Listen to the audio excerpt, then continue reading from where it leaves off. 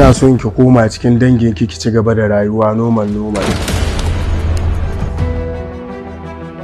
Zan baki zaɓi guda 3. Za ki fita daga nan ki koma cikin dangin ki, ko ki kira shi ki ga mai cewa ba kya son shi. Dakata malam. Babu wani mahaluki da ya isa ya tirsasa ni in furta wa mijina wannan kalama. Ina so ka sani ina son mijina. Ina son Taufik.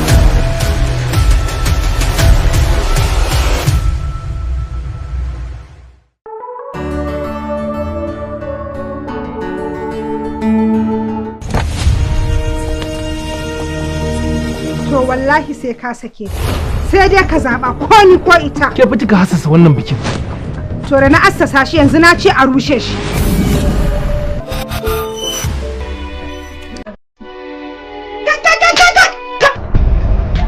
Na take tsohuwar munafuka. Ku bani ita wallahi sai na illata ta. Ni za ki aura miji?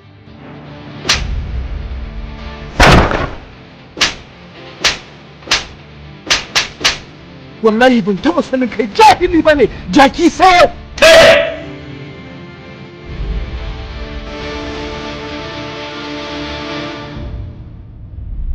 ai ko dabba in dai juya ce ke da kanki kin san ba kaunarta ake ba.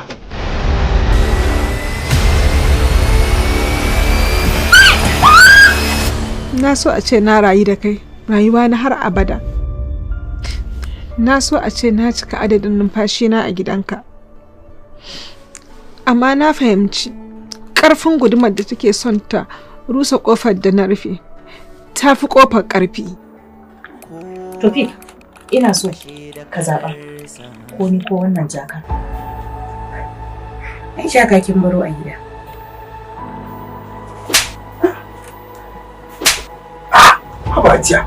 Habajiya za ki mare ta da girman Allah. Ya zan yi in mare ta kace? Lallai. Ina so yau ka zaɓa ko ni ko ita.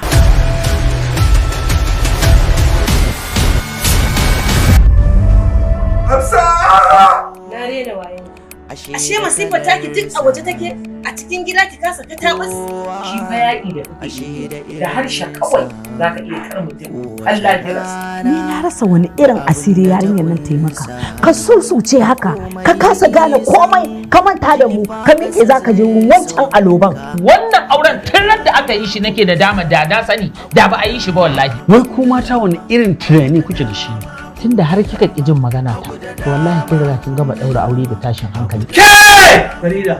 Ku gaya ma yarku ta shiga hankalinta. Da ka taje ta bawa. Ke wace ce? Dai na daga miki kafa a matsayin na sarkata? Ya ina kokarin kwantar da tarzoma kina kokarin ta da ita. Ai ita bata san haka ba. Ki tuna shi faɗan kuka shi ne yake jinwo wa uwarsa. Na saki ki. Kai, dakata. Menene ba zai faru a cikin so ba? Menene bai faru a cikin so ba? Wani labari ko tarihi ne baki ji abin da so ya sa ba? Mutum nawa suka hukutu, mutum nawa suka haukace.